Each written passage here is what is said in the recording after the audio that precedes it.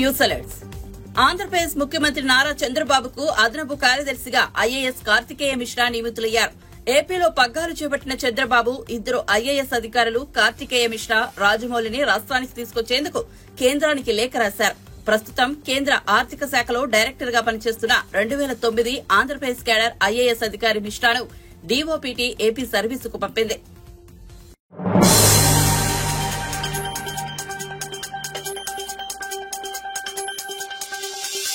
ప్రొద్దుటూరు మాజీ MLA YCP నేత రాచమల్లు శివప్రసాద్ రెడ్డి ఆసక్తికర వ్యాఖ్యలు చేశారు. ప్రజలను ఉద్దేశించి మాట్లాడుతూ ఎన్నికల్లో మేం ఓడిపోయాం, మీరు మోసపోయారని పేర్కొన్నారు. ఓడిపోయిన వారి కంటే మోసపోయిన వారి ఎక్కువ దురదృష్టవంతులు, దుఃఖిస్తారు, మీ పరిస్థితి అదే అని వ్యాఖ్యానించారు.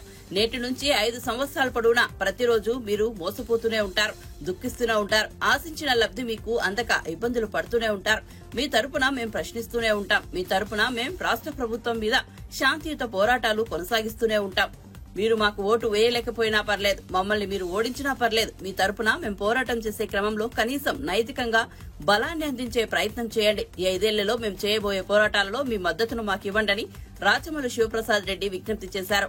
ప్రభుత్వం మీద శాంతియుతమైన పోరాటాలు కొనసాగిస్తానే ఉంటాం. కనీసం మాకు ఓటు వేయలేకపోయినా పర్వాలే, మమ్మల్ని మీరు ఓడించినా పర్వాలే, మీ తరపున మేము నిజాయితీగా పోరాటం చేసే క్రమంలో నైతిక బలాన్ని మాకు అందించే ప్రయత్నం చేయమని, మీ మద్దతును మాకు ఈ పోరాటాలలో 5 సంవత్సరాల పొడుగునా మేము చేయబోయే పోరాటాలలో మీ మద్దతును మాకు ఇమ్మని చెప్పి మనస్ఫూర్తిగా విజ్ఞప్తి చేస్తా ఉన్నాం. ఇది తొలి మోసం. చంద్రబాబు నాయుడు గారి కూటమి ప్రభుత్వం ఏర్పడిన తర్వాత ఇది మొదలైంది మోసం. దీనికంటే ముందు డిఎస్సి అన్నారు. ఎన్నికలలో గెలిచిన తర్వాత తొలి సంతకం డిఎస్సి అని చెప్పినారు. అంతకుముందు 6,000 ఉద్యోగాలకు జగన్మోహన్ రెడ్డి గారు అనుమతినిస్తే నియామకాలకు, చంద్రబాబు నాయుడు గారు వచ్చిన తర్వాత 10,000 ఉద్యోగాలకు సంతకం చేసినారు నియామకాలకు. మొత్తం కలిపితే 16,000 ఉద్యోగాలు. ఈ రాష్ట్రంలో ఉపాధ్యాయ ఉద్యోగ నియామకాలు 50,000 చేయాల్సింది. 50,000 ఉద్యోగాల నియామకం చేయాల్సి ఉంటే 10,000 ఉద్యోగాలకు మాత్రమే ఆయన అనుమతిస్తూ ముఖ్యమంత్రి హోదాలో సైన్ చేసినారు. అంటే మిగతా 35,000 ఉద్యోగాలు ఎప్పుడు నియామకాలు చేస్తారు? మాట ఇచ్చిన ప్రకారం 50,000 ఉద్యోగ నియామకాలకు ఉత్తర్వులు ఇవ్వకుండా 16,000 ఉద్యోగాలకే మీరు అనుమతులు ఇవ్వడం అన్నది ఇక్కడ కూడా మళ్ళీ నిరుద్యోగ యువతను మోసం చేసినట్టే. మిమ్మల్ని నమ్మి ఓటేసినటువంటి నిరుద్యోగ యువతను మీరు మోసం చేసినట్టే. ఈ ప్రొద్దుటూరు నియోజకవర్గంలో ఉండే నిరుద్యోగులందరూ ఎక్కువ శాతం 80% తెలుగుదేశం పార్టీ అభ్యర్థికి ఓటేసినారు. మీ అభ్యర్థి యొక్క విజయానికి కారణమైనారు, నా ఓటమికి కారణమైనారు.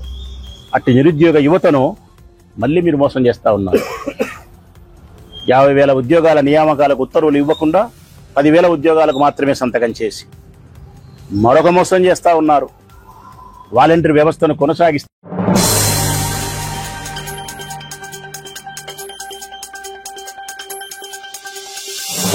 అధికారంలో ఉన్న వాళ్లు బాధ్యతగా వ్యవహరించాలన్నారు మాజీ మంత్రి బొత్స సత్యనారాయణ. విజయనగరంలోని తన నివాసంలో మీడియా సమావేశం ఏర్పాటు చేశారు. గత 20 రోజులుగా రాష్ట్రంలో జరుగుతున్న పరిణామాలు బాధాకరంగా ఉన్నాయన్నారు. ప్రజాస్వామ్యంలో ఇలాంటి పరిణామాలు ఉండకూడదని చెప్పారు. వైఎస్సార్ కాంగ్రెస్ పార్టీ కార్యాలయాల కూల్చివేతపై స్పందించారు. గతంలో తమ ప్రభుత్వ హయాంలో కూడా ఇలాంటి సంఘటనలు 1-2 జరిగాయన్నారు. అప్పుడు అలాంటివి జరిగాయి కాబట్టే ప్రజలు అధికారం టీడీపీకి ఇచ్చారని గుర్తు చేశారు. అలాంటి పరిణామాలు ఉండకూడదని కోరుకుంటున్నాం.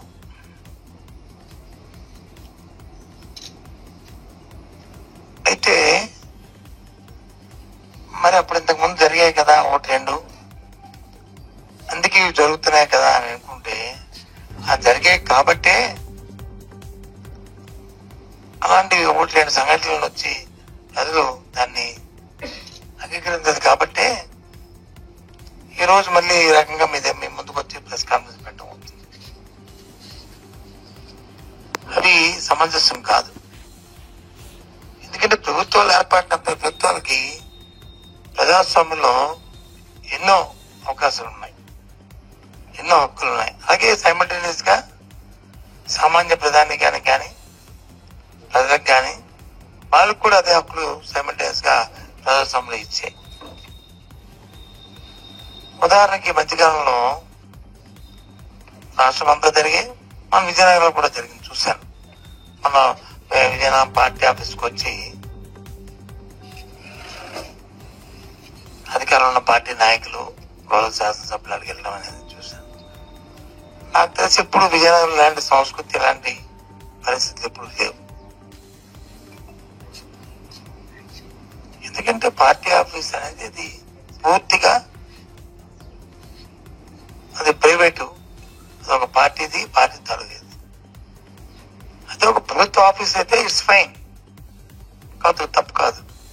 ఇప్పుడు వైజాగ్ లో రుషికొండ ఉంది, మన గౌరవ శాసనసభ్యులు వెళ్ళారు, మా పార్టీ నాయకులు, ఓకే ఫైన్, తప్పు కాదు. కానీ ఇటు పార్టీ ఏమి లేదు, చట్టానికి విరుద్ధంగా ఉంది, ఏమో అందులో వచ్చి అవకతవకలు ఉన్నాయి, లేదు కొన్ని షార్ట్ ఫాల్స్ ఉన్నాయి, చట్టపరంగా చర్య తీసుకోండి, తప్పే ఉంది. ఎవరు వద్దన్నారు, ఎవరు అడ్డానికి ఎవరికి నొక్కు, దానికి తగ్గ ప్రక్రియకి వెళ్తారు. అలాగే ప్రభుత్వాలు మారుతున్నప్పుడు నైతిక బాధ్యతగా ఎవరైతే నామినేటెడ్ పోస్టుల్లో ఉన్న వాళ్ళు న్యాయంగా రాజీనామా చేయాలి.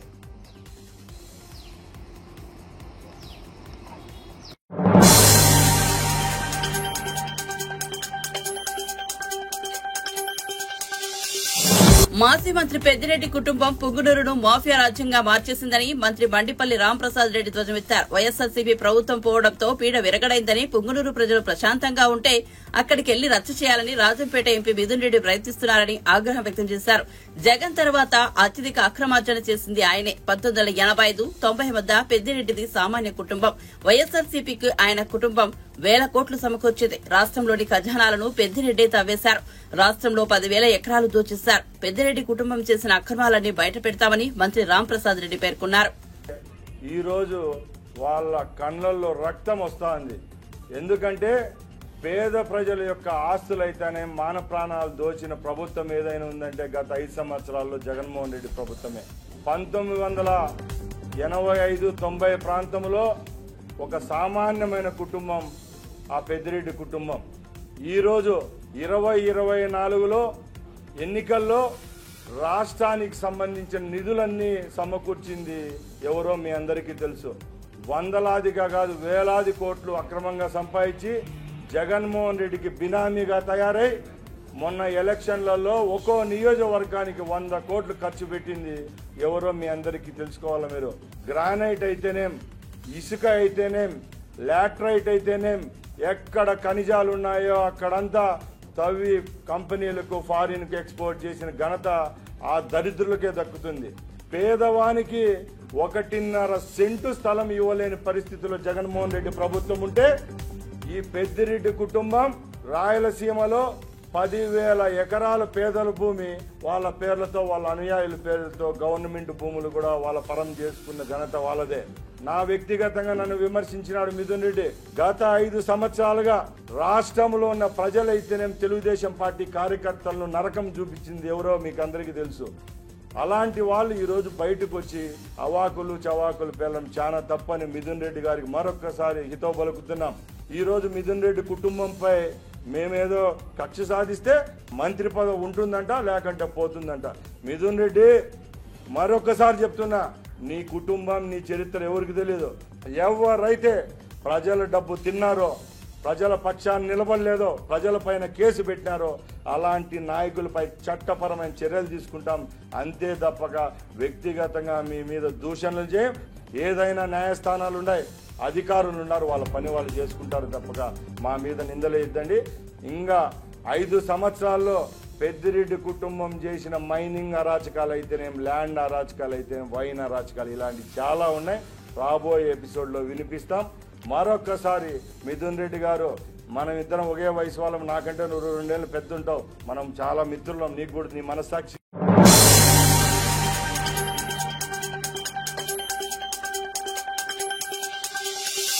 అధికారంలోకి రాగానే ఒక్క సంతకంతో నిరుద్యోగుల సమస్యలు పరిష్కరిస్తానని ఎన్నికల ముందు హామీ ఇచ్చిన రేవంత్ రెడ్డి సంతకం ఇప్పుడేమైందని మాజీ మంత్రి హరీష్ రావు ప్రశ్నించారు. నిరుద్యోగుల డిమాండ్ల సాధన కోసం గాంధీ ఆసుపత్రిలో ఆమరణ నిరాహార దీక్ష చేస్తున్న విద్యార్థి నాయకుడు మోతీలాల్ నాయకుడు హరీష్ రావు పరామర్శించారు. డాబ్ క్యాలెండర్ సహా అనేక హామీలను కాంగ్రెస్ ప్రభుత్వం అటకెక్కిందని మండిపడ్డారు. గ్రూప్ 2, గ్రూప్ 3 పోస్టుల సంఖ్యను పెంచాలని డిమాండ్ చేశారు.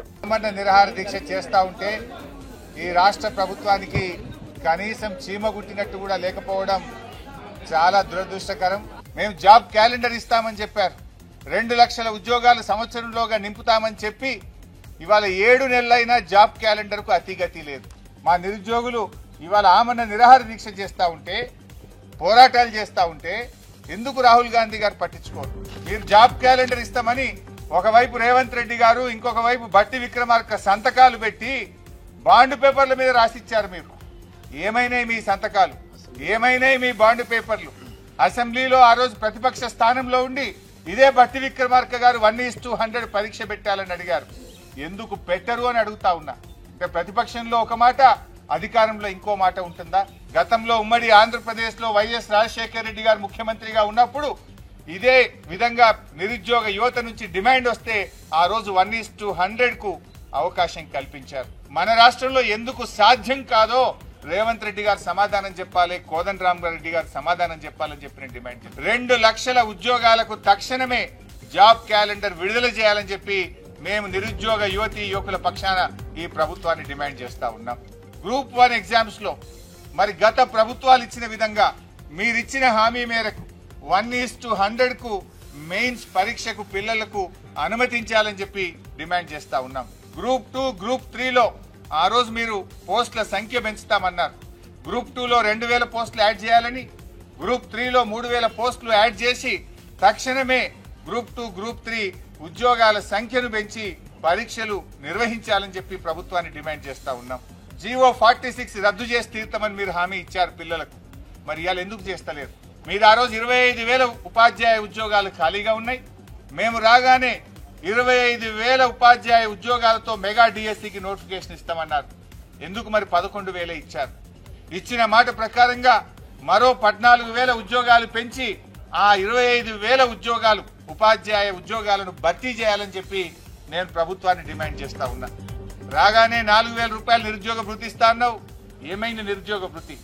ఎందుకు మాట్లాడతలేవు? మోతీలాల్ ఆరోగ్యానికి ఏదైనా జరిగితే ఈ ప్రభుత్వమే బాధ్యత వహించాలని చెప్పి కూడా నేను హెచ్చరిస్తా ఉన్నా. ఇన్ని రోజులైనా 7 రోజుల నుంచి నిరాహార దీక్ష చేస్తే ప్రభుత్వం నుంచి ఎందుకు మంత్రులు మాట్లాడరు? ఎందుకు ముఖ్యమంత్రి గారు స్పందించారు?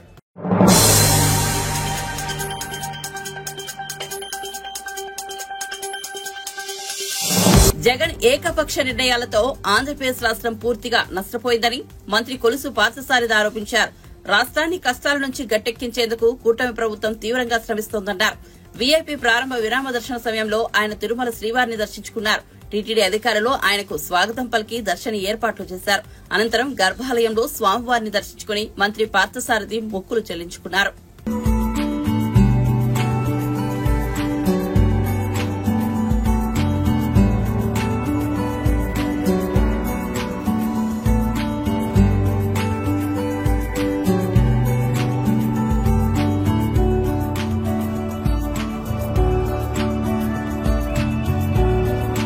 ఏడుకొండలవాడు ఈ రాష్ట్రాన్ని, రాష్ట్ర ప్రజల్ని అందరినీ కూడా చల్లగా చూడాలని, కష్టాల నుంచి గట్టెక్కించాలని చెప్పేసి దేవుణ్ణి ప్రార్థించాను. మరి ప్రస్తుతం రాష్ట్రం ఎదుర్కొన్న ఇబ్బందుల నుంచి, రాష్ట్రం పడిన నష్టాల నుంచి ఈ రాష్ట్రాన్ని గట్టెక్కించి రాష్ట్రానికి, రాష్ట్ర ప్రజలకి మంచి భవిష్యత్తు, ప్రత్యేకంగా యువతి యువకులకి, రైతులకి, మహిళలకి అందరికీ మంచి భవిష్యత్తుని ఏర్పాటు చేయడానికి చంద్రబాబు నాయుడు గారు, కూటమి ప్రభుత్వం తీవ్రంగా కృషి చేస్తుందని చెప్పేసి మనం చేస్తామని నేను కొన్ని అవకతవక నిర్ణయాల మూలంగా కానివ్వండి, దూరాలోచన లేకపోవటం మూలంగా కానివ్వండి, ఏకపక్ష నిర్ణయాల మూలంగా కానివ్వండి, రాష్ట్రం అనేక విధాలుగా అన్ని రంగాల్లో కూడా నష్టపోయిందని చెప్పేసి చాలా స్పష్టంగా అర్థమవుతా ఉంది.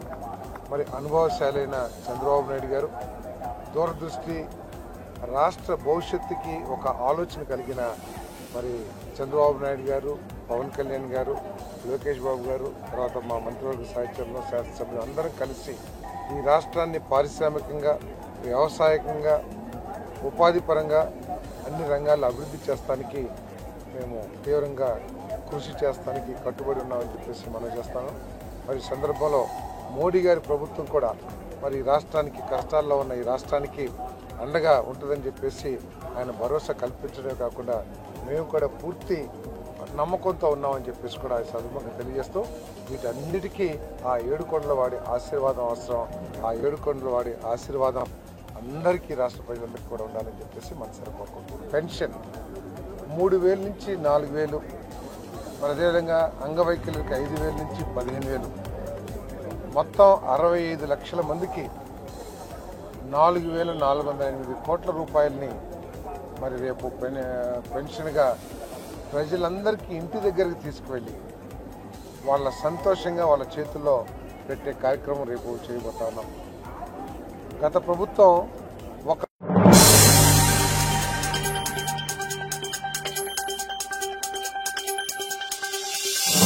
విభజన హామీల అమలు కోసం కేంద్రంపై ఒత్తిడి తెచ్చేందుకు 2 తెలుగు రాష్ట్రాలు కలిసి రావాలని తెలంగాణ మంత్రి పొన్నం ప్రభాకర్ కోరారు. వీఐపీ ప్రారంభ విరామ దర్శన సమయంలో ఆయన తిరుమల శ్రీవారిని దర్శించుకున్నారు. ఆలయం వెలుపల మీడియాతో మాట్లాడుతూ ఏపీలో నూతనంగా ఏర్పడిన ప్రభుత్వానికి అభినందనలు తెలిపారు. శ్రీవారి ఆశీస్సులతో తెలుగు రాష్ట్రాల ప్రజలు సుఖ సంతోషాలతో ఉండాలని ఆకాంక్షించారు. ప్రభుత్వం తరపున AP deputy CM Pawan Kalyan కు కొండగట్టులో స్వాగతం పలికామని చెప్పారు. గతంలో తిరుమలలో తెలంగాణ భక్తులు ఇబ్బందులు పడ్డారని చెప్పారు. తెలంగాణ భక్తులకు ఎలాంటి ఇబ్బందులు కలగకుండా చూడాలని టీటీడీని కోరారు. ప్రభుత్వానికి, గౌరవ ముఖ్యమంత్రి గారికి, ఉప ముఖ్యమంత్రికి, మంత్రులకు, శాసనసభ్యులకు, పార్లమెంట్ సభ్యులందరికీ శుభాకాంక్షలు. ఆ ఏడుకొండలవాడి స్వామి ఆశీర్వచనంతో 2 ఉభయ రాష్ట్రాలు ప్రజలు సుఖ సంతోషాలతో ఉండాలని ఆకాంక్షిస్తా ఉన్నాం. అదేవిధంగా 2 తెలుగు రాష్ట్రాలు కలిపి కేంద్రంపై ఏ విభజన హామీలు అయితే ఉన్నాయో ఆ విభజన హామీల అమలు కోసం కలిసి కేంద్రం మీద ఒత్తిడి తేవడానికి కలిసి రావాల్సిందిగా ఈ సందర్భంగా విజ్ఞప్తి చేస్తా ఉన్నాం. అదేవిధంగా నిన్న గౌరవ ఉప ముఖ్యమంత్రి గారు పవన్ కళ్యాణ్ గారు కరీంనగర్ జిల్లా కొండగట్టుకు వచ్చినారు. సాధారణంగా మా ప్రభుత్వం తరఫున స్వాగతం చెప్పినాం. వారు ఆంజనేయ స్వామి దర్శనం చేసుకున్నారు.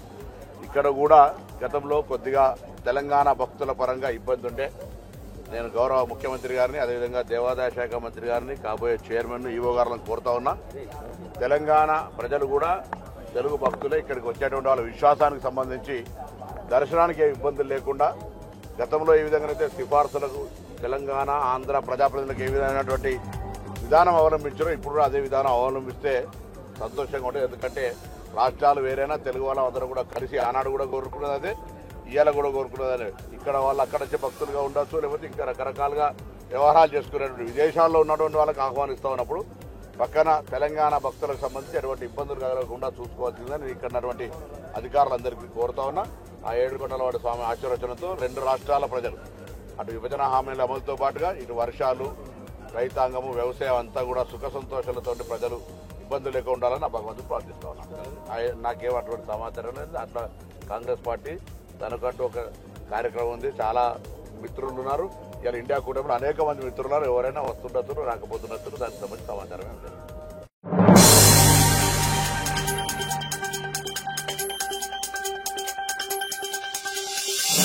మాజీ మంత్రి ఎమ్మెల్యే జగదీష్ రెడ్డి మాట్లాడుతూ విద్యుత్ ప్రైవేటీకరణకు రంగం సిద్దమైందన్నారు. విద్యుత్ బకాయిల వసూళ్లకు ప్రైవేట్ కంపెనీలకు బదిలీ చేయడం ప్రైవేటీకరణ దిశగా తొలి అడుగు అన్నారు. తెలంగాణ భవన్లో జగదీష్ రెడ్డి మీడియా సమావేశంలో మాట్లాడారు. ఈ సందర్భంగా ఆయన మాట్లాడుతూ విద్యుత్ రంగాన్ని ప్రైవేటీకరణ చేస్తే రైతులు ఉచిత విద్యుత్తును కోల్పోతారన్నారు. ఇంజిన్లు అమర్చబడి ఉంటాయి, మీటర్లు రైతుల గొంతు నొక్కే ప్రయత్నమని విమర్శించారు.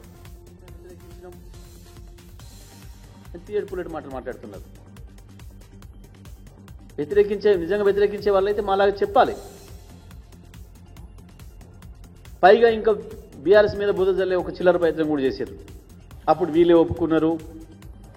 ఏ క్షణంలో కూడా మేము ఒప్పుకోలేదు. కేసీఆర్ గారు స్పష్టంగా లెటర్ రాసిండు. హైదరాబాద్లో వాళ్ళు 2 సార్లు వేలం వేస్తే కూడా ఇక్కడ మేము సీరియస్గా చెప్పినాం, మేము అలో చేయమని చెప్పి ఎవరు కూడా వేలంలో పాల్గొనలేదు. చివరికి తీసుకుపోయి వాళ్ళు బెంగళూరులో పెట్టుకునే వేలం పాట ఎవరికో ప్రైవేట్ వాళ్ళకు ఇద్దరికి ఇస్తే కూడా ఎట్టి పరిస్థితుల్లో మేము అలో చేయమని చెప్పినాం. 1 కిలో బొగ్గు కూడా కంచి తీయనేయమని చెప్పినాం. తీయనీయలేదు, ఇంతవరకు కూడా ఎవరు ముట్టుకోలేదు, అక్కడికి ఎవరు కూడా రాలేదు విచారణ ఎంక్వైరీకి కూడా బిడ్లో పాల్గొన్న వాళ్ళు. మొన్న కూడా మళ్ళీ అది ప్రకటించారు కేటీఆర్ గారు, ఎట్టి పరిస్థితుల్లో మేము అలో చేయం, మళ్ళీ 4 ఏళ్ల తర్వాత మా ప్రభుత్వం వచ్చిన తర్వాత కూడా దాన్ని రివ్యూ చేస్తామని కూడా చెప్పాను అంత సీరియస్గా. మరి మీరెందుకు మాట్లాడటం లేదు? నేను చెప్పిన పద్ధతుల్లో ఇవాళ మేము ప్రభుత్వంగా సహకరించాం, మీరు ఎవరు పాల్గొంటేనే ఎందుకు మాట్లాడతలేదు? మీరు తోడు దొంగలు కాబట్టి పైకి ఏదో పెదలతో మాట్లాడుతున్నారు తప్ప మీరిద్దరు మనసు ఒక్క తీరనే ఉంది. ఇవాళ విద్యుత్ విషయంలో కూడా అదే జరగబోతుంది. ఎట్టి పరిస్థితులలో కూడా విద్యుత్ ప్రైవేటీకరణ కేసీఆర్ గారు అంగీకరించేది లేదు, బీఆర్ఎస్ పార్టీ అంగీకరించదు. దీన్ని మేము తీవ్రంగా వ్యతిరేకిస్తాం. తెలంగాణ రాష్ట్ర ప్రయోజనాల రీత్యా తెలంగాణ రాష్ట్రంలో ఉన్న సామాజిక సమీకరణల దృష్ట్యా ఇంకా అనేక మంది ప్రజలకి సబ్సిడీ అందించాల్సిన అవసరం ఉంది కాబట్టి ఎట్టి పరిస్థితులలో కూడా ప్రైవేట్ వ్యక్తులకు అప్పచెప్తే సాధారణ ప్రజలపైన నెత్తిన భారం పడి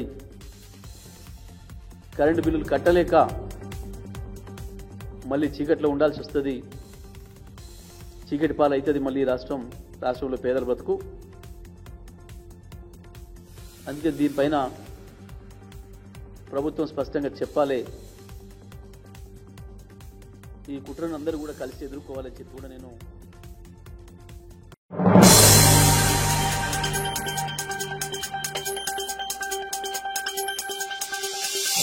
ప్రభాస్ నటించిన కల్కి సినిమాలోని బుజ్జి వాహనం విజయవాడలో సందడి చేసింది. నగరంలోని ట్రెండ్ సెంట్ మాల్ వద్ద బుజ్జిని ప్రదర్శనకు ఉంచారు. ఈ వాహనాన్ని చూసేందుకు అభిమానులు పెద్ద సంఖ్యలో తరలివచ్చారు. వాహనాన్ని సెల్ ఫోన్ లో చిత్రీకరిస్తూ కేరింతలు కొట్టారు.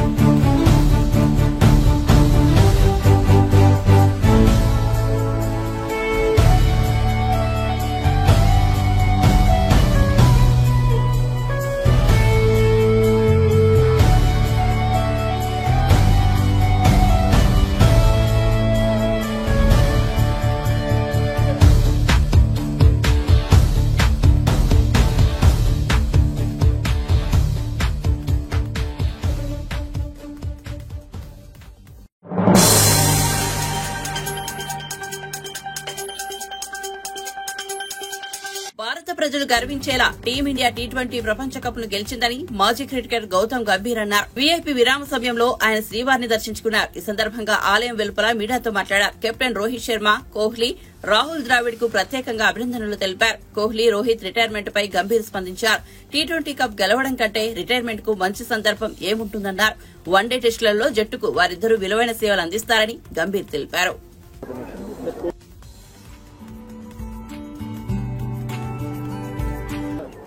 I want to congratulate Team India. I want to congratulate the entire nation that India has won the World Cup. It is for 140 crore Indians. The entire team has made the entire nation proud, and the entire nation is very, very happy. I want to congratulate Rahul Dravid, Rohit Sharma, the entire team, the entire support staff for achieving such a great success for the nation. Kohli and Rohit Sharma is a retirement. Yes. See, what better than finishing off their T20 career with a World Cup win? It couldn't have got better than that. Probably the script was written, and they both are great players. They've done so much for Indian cricket, and really want to congratulate wish them all the best. And they still play 2 more formats. They play Test cricket and One Day cricket. I'm sure they're going to keep contributing to the success of the country and to the team. The 13 years World Cup T20 2007 and 2024. How did it feel? I think India has played really good cricket even in the middle as well. Even in the 50-over World Cup, they played some incredible cricket. The World Cup was a massive success for them. It was just that they couldn't cross the line, but it was just a matter of time that they were able to cross the line. They're a quality side. We've got some world-class cricketers. So I want to congratulate all of them. I think their contribution and the way they performed, they made the entire nation proud. So next Indian coach,